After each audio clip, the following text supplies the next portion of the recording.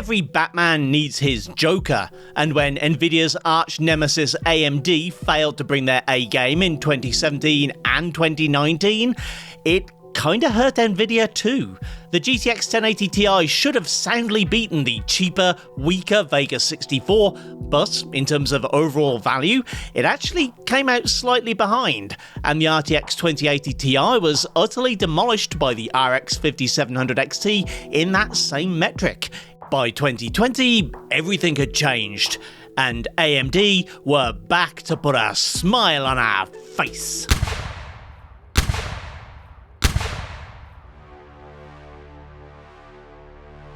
A few videos back in the GOAT project series, I made the argument that after the Fury X, AMD never again tried to challenge Nvidia in the top flight of graphics cards, instead choosing to focus on value. However, in the wake of the latest crypto boom and supply shortages that began in 2020, if you were a manufacturer of consumer graphics cards, it suddenly became very important to have high-end models in your portfolio. With time and space on the silicon fab coming at a premium, low-end to mid-range graphics cards were bad for business. So it's no surprise that for the RDNA 2 generation, AMD returned to some of the categories they'd previously abandoned, even if they still couldn't directly compete with the very best Nvidia had to offer. The Radeon RX 6900 XT was the kind of overkill GPU AMD hadn't made in 5 years.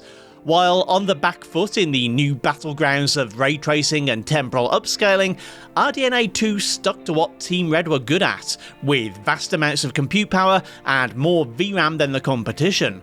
While still on the same 7nm TSMC process as the first generation RDNA cards like the 5700 XT, the 6900 XT boasts a GPU with more than double the surface area and more than 2.5 times more transistors than the last best Radeon, and 16 gigs of GDDR6 that is double the capacity and 15% higher bandwidth, further supplemented by AMD's first implementation of level 3 cache on a GPU, branded Infinity Cache. The 80 compute units, again double that of the 5700 XT, were capable of ray tracing. However, as AMD were playing catch up with Nvidia in this particular department, it's not an area where both teams were competing on an even playing field. In fact, the disparity between brands in RT processing performance is still there at the time of writing, but as it's a feature that I can't test on every generation of GPU, it doesn't seem fair to include it as a metric in my search for the greatest GPU of all time. My choice of competitor to the 6900 XT might be controversial. The Geforce RTX 3080 Ti launched the year after the bulk of the Ampere generation, whose initial positive reception was cut short by the scalper pandemic, whereby the attractive MSRPs and promised performance were offset by near zero availability, board partner price hikes, and widespread scalping. The RTX 3090 was the original top-end model of the generation, effectively a rebrand of the now seemingly discarded Titan concept, and when the 3080 Ti launched with 98% of the performance, half the VRAM and a $300 lower price tag, it should have been greeted with a degree of positivity.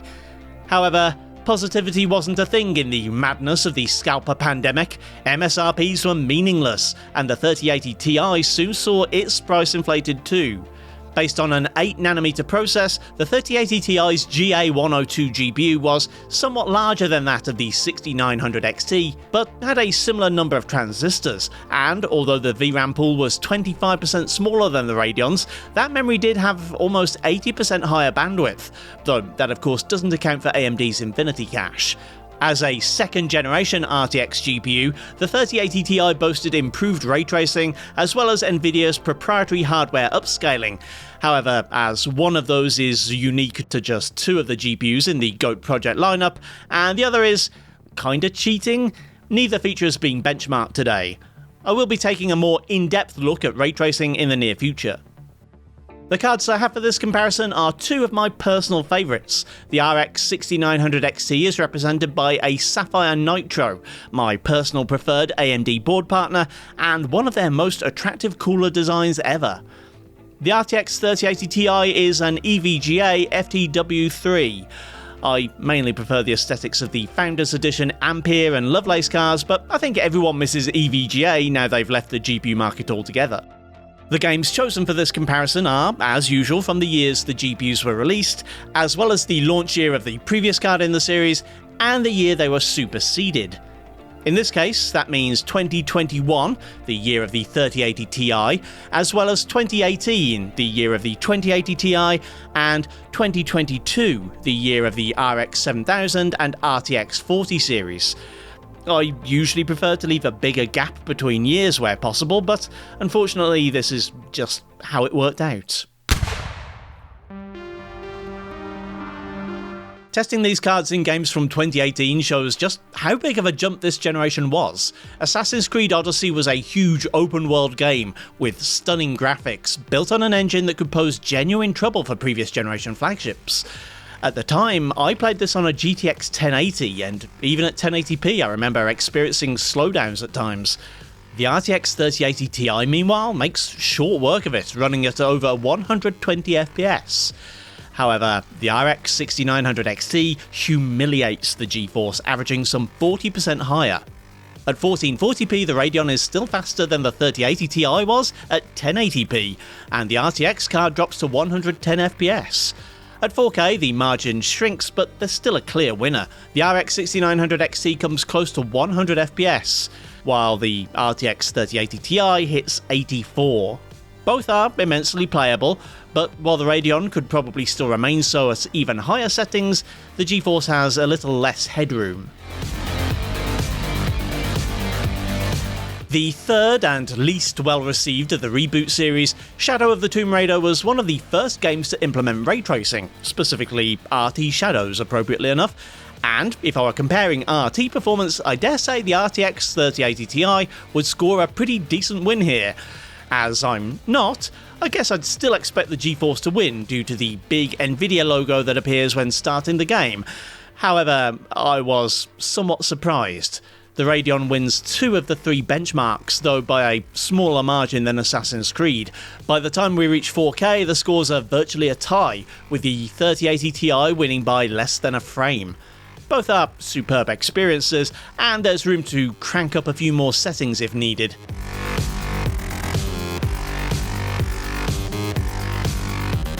I've yet to play Kingdom Come Deliverance, and so I don't really know much about it. I didn't actually buy it, I think I just got a free copy from the Epic Game Store in one of their holiday events.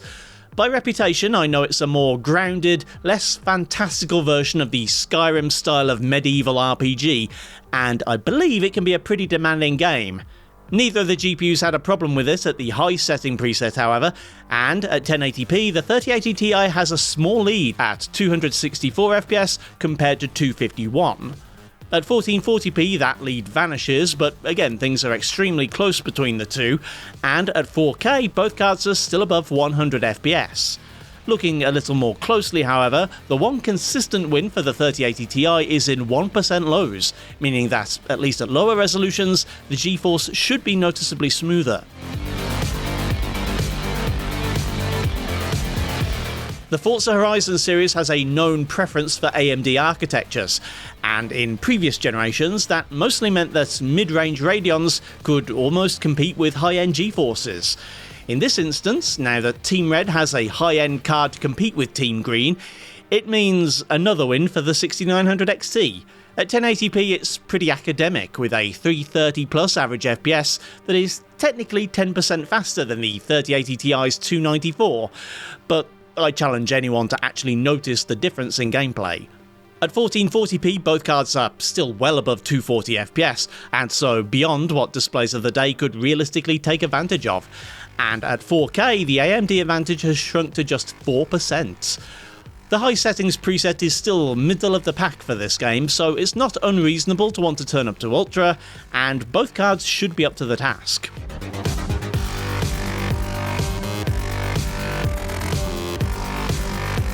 I originally intended to include Battlefield 5 in this spot, however both cards could hit that game's 200 FPS cap at 1080p and 1440p, so instead I swapped it out for the year's other 5 qual, Far Cry 5. My interest in this series tapered off over the years, and I'm aware that even series fans didn't have much interest in some of the later entries, but it's a good-looking open-world game that would have been pretty taxing on hardware of the era. Starting at 1080p, the Radeon shows a roughly 14% lead over the Geforce, averaging 242 FPS to the green card's 212. Pushing up the resolution to 1440p extends that lead to over 25%, with the 6900 XT remaining over 200 FPS, while the 3080 Ti falls to 166. 2160p humbles both cards somewhat, though the AMD card is still over 100 FPS, but no longer in the high refresh territory, and the Nvidia drops below 90.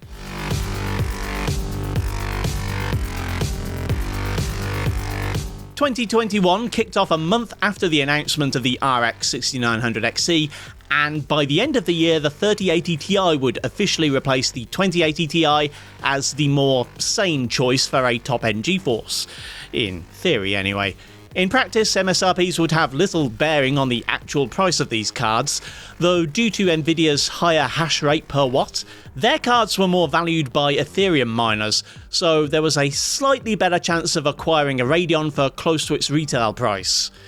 Which would have been disappointing if you really wanted to play the new Marvel game Guardians of the Galaxy, cause it definitely had a preference for the green team.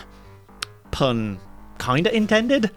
I mean, it wasn't a very successful game, so maybe most of you won't get the reference.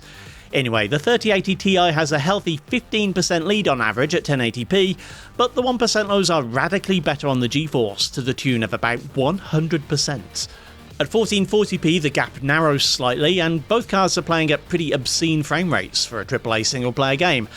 But the 6900 XT still suffers from woeful 1% lows. At 4K, the average FPS is almost neck and neck between Nvidia and AMD, but that doesn't take into account the much worse frame pacing of the Radeon. Resident Evil Village is on the same engine as the other RE games of the last few years, and while I still have issues with its menu, on the bright side, it doesn't default to having FSR turned on.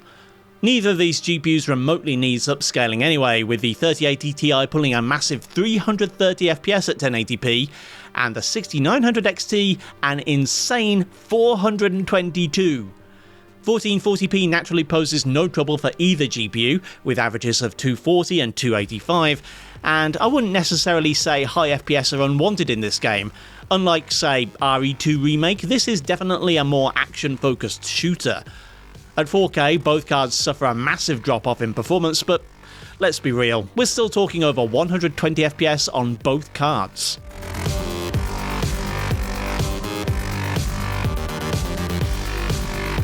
One thing I need to clarify about my Halo Infinite benchmarks, they're taken in the Overland open world section of the campaign, not multiplayer.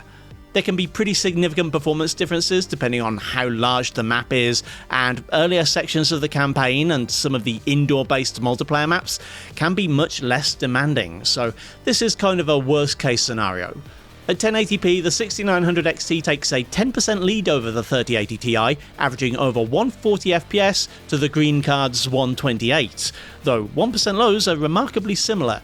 Increasing to 1440p narrows the gap to under 10%, and both cards are still over 100 FPS. Increasing to 4K drops both cards below 100, but both are still eminently playable and almost identical in terms of performance.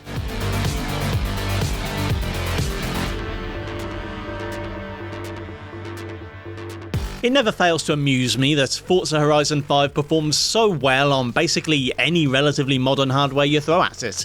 And granted, while the high preset is very much a medium in the context of this game's quality settings, it's still pretty insane to see an open world game that runs this smoothly.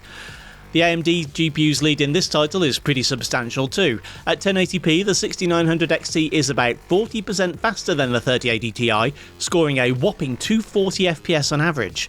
Moving up to 1440p has remarkably little impact on performance, with the Radeon only falling by about 10% and the GeForce still holding on to a high refresh-worthy 154 FPS. Even at 4K, both cards remain over 100, with the gap now down to 25% in the AMD's favour. For an AMD-sponsored title, Deathloop sure doesn't act like it. Yes, it was an early poster child for FSR temporal upscaling and frame generation technologies, but in terms of raw performance, the Nvidia takes the win, though not by a particularly persuasive margin. At 1080p, the GeForce scores 223 to the Radeon's 211, a lead of barely 5%. However, the RTX card does seem to hold on to some more performance at the higher resolution, with the margin extending to almost 15% at 1440p, where the 6900 XT manages over 150 FPS to the 3080 Ti's 170. At 4K, both cards fall below 100 FPS, with the GeForce in the high 90s and the Radeon in the upper 70s. At the end of 2022, the new GPUs from AMD's RDNA 3 and Nvidia's Ada Lovelace generations were announced, marking the impending obsolescence of RDNA 2 and Ampere. Oh, you think graphics cards should last longer than that? You think it's unrealistic to expect exponential growth, or for new games to require us to buy upgrades every 2 years? Pfft, communist. Anyway, God of War was an early 2022 release and another PS4 port, so it's not quite so demanding as some of the later games. It also has a 160 FPS cap, which I never knew until this video. The game says it has a 144 frame limit, but in practice it actually goes another 16 frames beyond that. You live and learn. At 1080p, both cards are clearly engine limited, coming within 5% of the 160 FPS cap and performing about equally all round. At 1440p, nothing much changes, the average is down to 138 FPS or so, but again, both cards perform about the same.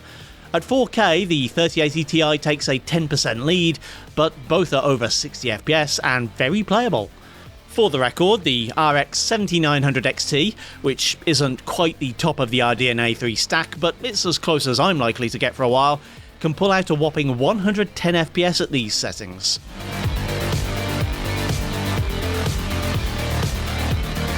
I'm looking forward to testing Spider-Man Remastered in my first gen RT test next month, as it seems to be pretty light on the hardware.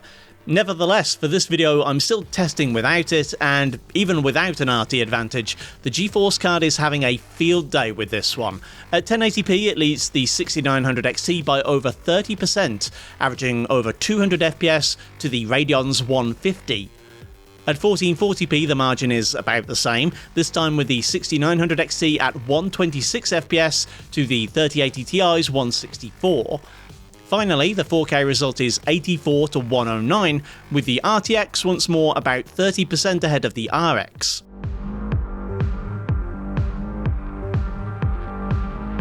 "2023 would be the year that really challenged older GPUs, but Plague Tale Requiem had a head start, and is pretty grueling for both RDNA and Ampere cards. The UI isn't exactly clear what it means, but it's implied there's some kind of upscaling being applied, which doesn't appear to be optional, so the devs clearly expected this to be rough for graphics hardware of the day. At 1080p, both GPUs are about even, scoring in the low 100s on average, with the 3080 Ti taking a small lead. At 1440p, the margin is still small, but the GeForce still takes the win, and both cards are eminently playable. At 4K, neither card hits 60 FPS. The 6900 XT is the wrong side of 50, only just about 45 FPS on average, while the 3080 Ti passes 50. Once again, PAL proves itself to be the superior format. Ghostwire Tokyo is another game that landed in my EGS library somehow. I remember a trailer for it dropping with the PS5 launch and it looked pretty incredible at the time, but once it was finally released it looked a lot more disappointing, and I never got round to buying it. Fast forward 4 years, and now that I have it, I'm not disappointed, just angry. Okay, not angry, but this still seems like a pretty uninspiring game, and I'm sorry I didn't pick something better. Still, anyone rooting for the 3080 Ti to turn things around will be glad to see the GeForce wins this one too. At 1080p, both cards are well past 200 FPS on average. At 1440p, they're between 138 and 152 FPS, and at 4K, both cards are still over 60, but also both have terrible 1% lows. Okay, hear me out. No, actually, go ahead. Rip me apart for this one. I'm only an hour into Saints Row, and I can tell it's not a good game. It feels like a GTA 4 knockoff from the PS3 era, only with slightly prettier graphics, and the humour just doesn't seem to land. But hey, I'm not a video game critic. The 3080 Ti also takes the win in this game nobody should play, averaging 146 FPS at 1080p, 114 at 1440p, and 68.99 recurring at 4K. The Radeon seems to be an almost constant 20 frames behind the Geforce, meaning the margin is actually increasing as the resolution goes up.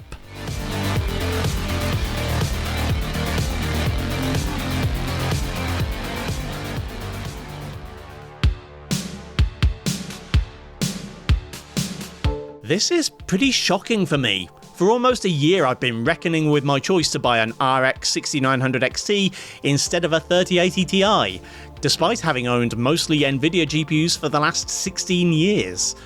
I always knew I was sacrificing RT performance for VRAM and lower driver overhead, the former being important in newer games since the great VRAM panic of 2023, and the latter being useful to help me benchmark older and weaker CPUs. Still, part of me just always assumed the 3080 Ti was the better card. While that does seem to be the case in my 2022 game selection, both the 2021 and 2018 rosters are clearly and emphatically in favour of the RX 6900 XT. In fact, although I didn't really have time to include them as these videos run pretty long already, I also have numbers from the 2020 test lineup, and the 6900 XT wins there too. Naturally, winning 6 out of 9 performance matchups while selling for $200 less, the Radeon also sweeps the board in terms of value for money, making it the clear winner in this comparison. Gotta tell ya, I didn't see this one coming. With all this data I've gathered, including a ton of benchmarks you haven't seen yet, actually crunching the numbers and deciding an overall winner is gonna take a while. I've penciled in the GOAT project finale for early October, so keep an eye out for that. In a couple of videos time I'll be looking at the RTX 2080 Ti and Titan RTX in ray tracing, seeing whether Nvidia first gen RT flagships can still perform in modern games, or even if they could in the first place. If you've missed the previous videos in the GOAT project series, I've compiled them into a playlist, which should appear on screen now. Thanks for watching, kindly do the usual YouTube things if you feel so inclined, and I'll see you next time.